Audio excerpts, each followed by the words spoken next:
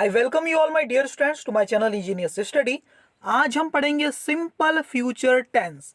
अभी हम क्या कर रहे हैं, सिंपल सिंपल वाले जैसे सिंपल प्रेजेंट टेंस पढ़ लिया, सिंपल पास्ट टेंस पढ़ लिया, अब हम सिंपल फ्यूचर टेंस पढ़ा, ठीक है ना। सिंपल के 3 पढ़ लेंगे, उसके बाद हम स्टूडेंट कंटिन्यूअस के 3 पढ़ेंगे, फिर परफेक्ट के 3। चलो सिंपल के 3 पढ़ा है ना, 2 पढ़ लिया, अभी इसको लेके 3 हो जाएंगे, फिर कॉन्टिन्यूअस के 3, फिर परफेक्ट के 3 और परफेक्ट कॉन्टिन्यूअस के 3। ऐसे करके हम 12 टेंस पढ़ने वाले हैं, ठीक है ना। तो देखो सिंपल फ्यूचर टेंस क्या होता है, इसमें किस टाइप के सेंटेंस हम बोलते हैं। देखो, भविष्य में होने वाली या कर्ता द्वारा भविष्य में की जाने वाली क्रियाओं को व्यक्त करने के लिए प्रयोग किया जाता है। सब्जेक्ट फ्यूचर में कोई चीज करेगा ये वो बताता है, तब जाके इस टेंस का यूज करना पड़ता है हमें, है ना। या भविष्य में कुछ होगा ये बताने के लिए इस टेंस का यूज किया जाता है। देखो एग्जांपल देखो, जैसे मैं आऊंगा, मैं खेलूंगा, हम उससे कल मिलेंगे, वह कल 10 साल का होगा। यानी फ्यूचर में कुछ होगा, है ना, किसी का कोई 10 साल का होगा, है ना। हम उससे कल मिलेंगे, ठीक है, मैं खेलूंगा, मैं आऊंगा, इस टाइप के सेंटेंस। तो इसका फॉर्मूला क्या है, जो भी यहाँ पर सब्जेक्ट है, जहाँ मैं, यहाँ हम, यहाँ वह, ये सब सब्जेक्ट है, वो सब्जेक्ट पहले लिख देना है, फिर लिख देना है विल, और फिर लिख देना है वर्ब की फर्स्ट फॉर्म, और फिर आ जाएगा ऑब्जेक्ट। अगर ऑब्जेक्ट है तो लिखना है, नहीं है तो कोई दिक्कत नहीं। अब यहाँ पर विल के बाद वर्ब की फर्स्ट फॉर्म लगी स्टूडेंट, ध्यान से समझो। और यहाँ जो एक्शन हो रहा है वो अभी हुआ नहीं है, फ्यूचर में होगा। और ये विल क्या है स्टूडेंट पता है आपको, कई ग्रामेरियन इस विल को तो मॉडल मानते हैं। क्या मानते हैं? मॉडल हेल्पिंग वर्ब मानते हैं। आपको समझ में नहीं आ रहा होगा मॉडल क्या होता है, आपने सुना है कैन, कुड, शुड, है ना। इनमें भी जो चीज बोली जाती है, जिस एक्शन की बात की जाती है, वो एक्शन फ्यूचर में ही होता है। जैसे कि मैं बोलूं I can do this, I can do this, मैं ये कर सकता हूं, मतलब कि फ्यूचर में करूंगा ना, अभी बोल रहा हूं तब तो नहीं कर रहा हूं, पहले भी नहीं किया है, अभी बोलने के बाद मैं कर सकता हूं, अभी किया नहीं है, तो फ्यूचर में एक्शन होगी, है ना। जैसे किसी को एडवाइस देते हैं तो हम क्या बोलते हैं, you should complete your homework, तुम्हें अपना होमवर्क कंप्लीट करना चाहिए। ऐसा क्यों बोला गया? क्योंकि अभी उसने किया नहीं है, अभी भी नहीं कर रहा है, फ्यूचर में कर लेना चाहिए, आगे आने वाले समय में तक आपको कंप्लीट कर लेना चाहिए। तो जब भी मॉडल का यूज किया जाता है ना, can, could, will, would, may, might, shall, should, इसके अलग लेक्चर आएंगे, लेकिन थोड़ा सा आइडिया दे रहा हूं। तो विल भी उन्हीं की फैमिली का एक मेंबर है ना। तो विल भी एक प्रकार का मॉडल है, और ये भी आगे आने वाली संभावनाओं को व्यक्त करने के लिए यूज किया जाता है कि सब्जेक्ट कुछ करेगा। समझ में आ गया? उसके निश्चय को बताते हैं। जैसे कि मैं आऊंगा, आई विल कम, सही बात है, सब्जेक्ट फिर विल और कम की फर्स्ट फॉर्म। मतलब मॉडल वाली जो कैटेगरी है, can, could, may, might, shall, should, इन सब के बाद तो हमें पता ही है वर्ब की फर्स्ट फॉर्म ही लगती है, विल भी एक मॉडल ही है। तो जब भी विल लिखा जाएगा उसके बाद हमेशा वर्ब की बेस फॉर्म ही लिखी जाएगी। फर्स्ट फॉर्म का मतलब एक्चुअली बेस फॉर्म है ना। मैं आऊंगा, है ना, मैं खेलूंगा, आई विल प्ले, देखो प्ले वर्ब की first form. We will meet him tomorrow, और सब्जेक्ट कुछ भी हो सबके साथ विल लग जाता है। देखो वी के साथ भी विल लग गया, ही के साथ भी विल लग गया, ही विल बी, वो होगा 10 years ओल्ड टुमारो, ठीक है, समझ में आ गया।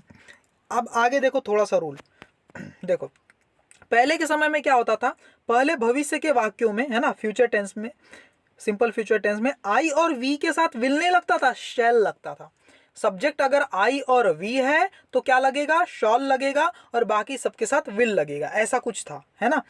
और अन्य किसी भी शब्द के साथ विल का प्रयोग होता था पहले के समय में। जैसे कि आई शैल गो, आई के साथ शैल, वी के साथ शैल, वी शैल गो, लेकिन ही के साथ will, he will go, they will go, you will go. परंतु लेकिन आजकल आधुनिक अंग्रेजी में, एडवांस इंग्लिश में क्या हो गया है, आई और वी समेत किसी भी शब्द के साथ विल का प्रयोग अधिक प्रचलित है। सबके साथ आप विल का यूज कर सकते हो, तो ये टेंशन पालने की जरूरत नहीं है कि आई और वी के साथ सेल लगता है और बाकी सब्जेक्ट के साथ विल लगता है। सबके साथ आप विल लगा सकते हो, जैसे I will, we will, he will, you will, they will, है ना। फिर भी कुछ लोग आज भी विल और सेल के पुराने फर्क का पालन करते हैं, लेकिन आपको इसके पालन करने की जरूरत नहीं है। लेकिन तब भी शैल और विल में कुछ ना कुछ डिफरेंस है, कहीं जगह शैल का यूज करना पड़ता है, विल का यूज आप नहीं कर सकते, तो वो मैं अगले लेक्चर में आपको बताऊंगा, ठीक है ना। चलो ये इतना क्लियर हो गया। आगे और कुछ विल के यूज देखो अभी, है ना, शैल का यूज कहाँ करना बहुत जरूरी है वो चीज हम समझेंगे, कहाँ विल नहीं आ सकता, शैल ही आएगा, वो अगले लेक्चर में आपको बताऊंगा पूरे एग्जाम्पल के साथ। अभी जितना समझ रहे हैं बस उसी को ध्यान दो, है ना। सामान्य भविष्यकाल के वाक्यों में कुछ और जानकारी देखो। संभावना व्यक्त करने के लिए विल का प्रयोग किया जाता है। संभावना फ्यूचर में, जैसे कि अभी वह घर पर होगा, मैं अपने घर पे बैठे बैठे बोल रहा हूँ, एक संभावना, एक गैस कर रहा हूँ कि अभी वो घर पर होगा अभी, तो हम क्या बोल सकते हैं, he will be at home now, वो अभी क्या होगा, घर पर होगा, ठीक है ना। यह ग्रीष्म ऋतु बहुत गर्म होगी, अभी ग्रीष्म ऋतु आई नहीं है, गर्मी जो समर के दिन आए नहीं, अभी तो विंटर के डेज चल रहे हैं मान लो, है ना। तो हमने अभी से प्रेडिक्शन लगा रहे हैं, अनुमान लगा रहे हैं कि ग्रीष्म ऋतु जो है समर की, जो वो क्या क्या होगी, काफ़ी हॉट होगी, गर्म होगी। तो हम क्या बोल सकते हैं, this summer will be very hot. समझ में आ गया। तो जब भी संभावना लगाते हैं तो विल बी का यूज़ कर देते हैं हम, है ना, WILL विल और उसके साथ बी, कोई चीज़ होगी, है ना, समझ में आ गया। जैसे कि आम इस साल सस्ते होंगे, mangoes will be cheap this year, समझ में आ गया। तो और एक यूज है इसका हल्का सा देखो, वर्तमान की आदत व्यक्त करने के लिए अथवा कोई क्रिया हमेशा होती ये दिखाने के लिए साधारणतः हम क्या करते थे, सामान्य वर्तमान का सिंपल प्रेजेंट टेंस का यूज करते थे। क्यों, हैबिट को बताने के लिए सिंपल प्रेजेंट टेंस का यूज करते थे, है ना, जो डेली होने वाली जो हमेशा की जो क्रियाएं हैं उसको व्यक्त करने के लिए, उसको बताने के लिए। लेकिन कभी ऐसी क्रिया व्यक्त करने के लिए, है ना, विशेषता जब क्रिया की अपेक्षा कर्ता विशेषता पर अधिक जोरों सामान्य भविष्य काल का प्रयोग किया जाता है। समझो इस चीज को, है ना।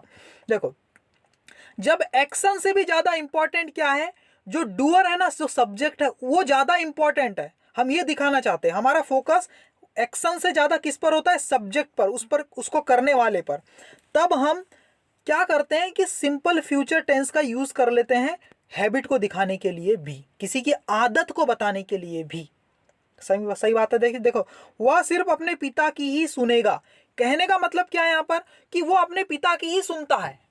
सही बात है। अगर यहाँ सुनेगा के बदले ऐसा होता वह सिर्फ अपने पिता की ही सुनता है, तो हम क्या लिख देते हैं, he listens to his father only, he listens only to his father, ऐसा भी लिख सकते हो, है ना। समझ में आ गया। तो ऐसा हम बना सकते हैं, लेकिन यहाँ पर हमें उसकी आदत से ज्यादा, हाँ उसकी, देखो कर्ता की अपेक्षा अधिक जोर, हाँ तो हम क्या कर रहे हैं कि उसकी आदत पे फोकस कर रहे हैं बहुत ज्यादा। तो हमने इस अंदाज में बोलना चाह रहे हैं कि वो तो यार अपने पापा की ही सुनेगा, हमारी नहीं सुनने वाला है, वो अपने पापा की ही सुनेगा। तो हम क्या बोलेंगे, देखो, he will only listen to his father, he will only listen to his father. अगर यहाँ पर इसको ऐसा लिखते कि वह सिर्फ अपने पिता की ही सुनता है, तो हम क्या लिखते हैं, he only listens to his father, he only listens to his father, ऐसा हो जाता। वह मेरी कभी नहीं सुनेगा, कहने का मतलब क्या है, वो मेरी कभी नहीं सुनता, उसकी आदत ही है। लेकिन सिंपल प्रेजेंट टेंस में मैं बोलना नहीं चाह रहा हूँ, मैं थोड़ा सा अलग अंदाज में बोलना चाह रहा हूँ कि वो मेरी कभी नहीं सुनेगा। हम क्या बोलेंगे, he will never listen to me. समझ में आ रहा है ना बच्चों आप लोग को, है ना। तो इन सारे सेंटेंस को आप चाहो तो सिंपल प्रेजेंट में भी बोल सकते हो, लेकिन इस अंदाज में बोलने का कारण क्या है कि हम इस सब्जेक्ट पर और की आदत पर बहुत ज़्यादा फोकस डाल रहे हैं कि वो तो ऐसा ही है, वो नहीं सुधरने वाला, वो तो अपने पापा की ही सुनेगा, वो मेरी कभी नहीं सुनेगा, उसकी आदत पर बहुत ज़्यादा फोकस डालना होता है। तो सिंपल प्रेजेंट टेंस में नहीं बनाते उसको, सिंपल फ्यूचर टेंस में उस सेंटेंस को हम बना देते हैं। सही है।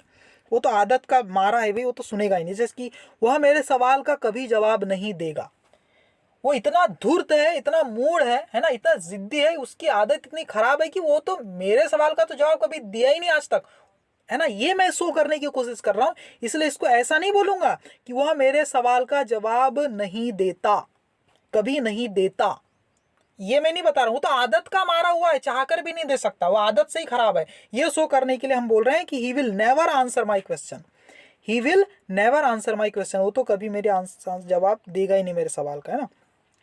दुर्घटनाएं होंगी ही, होती ही है, मतलब दुर्घटनाएं होना, जो एक्सीडेंट है, ये ऐसी चीजें वो तो होती ही है, इस बात पर ज्यादा जोर डालना है। तो मैं क्या बोलूंगा, एक्सीडेंट्स विल हैपन, ऐसा नहीं बोलूंगा एक्सीडेंट होते हैं बोलूंगा तो एक्सीडेंट के होने पर, उसकी घटना पर बहुत ज्यादा फोकस नहीं हो पाएगा। सही बात है, समझ में आ गया। Most shops want leather in sea water, देखो अधिकतर साबुन समुद्र के पानी में झाग नहीं बनाते। सही बात है। तो इस सेंटेंस को देख क्या बोला है, मोस्ट शॉप्स, विल नॉट को बोला है वांट शॉर्टकट में, ना, will not lather in sea water, lather का मतलब झाग है यहाँ पर ना, झाग नहीं बनाते, मतलब बनाते ही नहीं, क्या करें, वो साबुन और ये खारे पानी का योग ही कुछ ऐसा है। इस बात पर जोर डालने के लिए कह रहा हूँ, इसलिए इस अंदाज में यहाँ पर कहा गया। आगे विल और शैल में क्या अंतर है, किस टाइप के सेंटेंस में विल ही आता है, शैल नहीं लगा सकते, वो सब मैं अगले लेक्चर में लेकर के आऊँगा। तो तब तक के लिए आप इतना प्रिपेयर कीजिए, ठीक है। देखिए आपके सामने कुछ यहाँ हिंदी में भी लिखा हुआ है ना। ऐसे सेंटेंस को पहचानते कैसे, हिंदी के कोई भी सेंटेंस में गा गी गे पे अगर खत्म हुए तो समझ लेना सिंपल फ्यूचर टेंस में है ना। इसका फार्मूला पता है, सब्जेक्ट फिर विल और विल के बाद वर्ब की फर्स्ट फॉर्म, क्योंकि विल एक मॉडल के जैसे ही काम करता है। तो यहाँ कुछ एग्जाम्पल है, जैसे मैं आऊँगा आई विल कम, है ना, मैं जाऊँगा आई विल गो, मैं खाऊँगा आई विल ईट, ये सारे सेंटेंस एक बार आप देख लीजिए, ठीक है। ओके, अगले पेज में भी कुछ यहाँ सेंटेंस है, ठीक है। वह निश्चित ही यह दौड़ जीतेगा, ही विल सर्टनली या डेफिनेटली विन दिस रेस, है ना।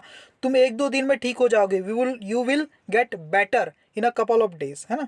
ये सब सेंटेंस आप देख लीजिए, थोड़ा सा इसको पहले देख लीजिए कैसे बने हैं और फिर बिना देखे बनाने की कोशिश कीजिए। और ये कुछ क्वेश्चन आपके लिए होमवर्क समझ लीजिए, तो इसको आपको अपने मन से करने की कोशिश करनी है, ठीक है स्टूडेंट, कर लेंगे आप। अगले लेक्चर में मैं कोशिश करूँगा कि इसका आंसर आपके लिए लेकर के आ जाऊँ, ठीक है। Okay, thank you very much my dear student.